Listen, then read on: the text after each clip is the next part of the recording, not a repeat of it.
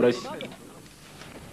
Несколько Чечни Шамсиддин Юсеф откомментировал их приезд следующим образом. Мы приветствуем благородный порыв Григория Явлинского, но оставлять в заложниках даже добровольно ни его и никого другого не собираемся.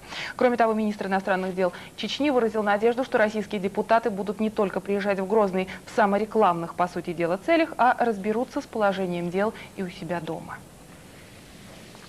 Делегация фракции ЛДПР Государственной Думы, возглавляемая заместителем председателя Комитета по обороне Евгением Логиновым, вернулась сегодня из Чечни после переговоров с президентом Дудаевым и представителями Совета старейшин. Итогом переговоров стало возвращение в Москву еще двух военнопленных – 19-летнего Владимира Дроздова и 20-летнего Николая Сельцова. Оба они числились рядовыми Кантемировской танковой дивизии. Представляя их на сегодняшнем заседании фракции, Логинов попросил журналистов не мучить бывших пленных вопросами, ответы на которые они смогут получить на завтрашней пресс-конференции. Но все же Николай Сельцов сообщил, что за успешное проведение операции каждому из них было обещано 5 миллионов рублей. Выступивший на заседании фракции лидер ЛДПР Владимир Жириновский заявил, что Россия бросает в пекло своих военнослужащих, как оловянных солдатиков, подставляя русскую армию. Кроме того, как заявил Евгений Логинов, основные сложности в переговорах были не с чеченской стороной, а с самими российскими военнослужащими, которых приходилось буквально уговаривать вернуться в Россию.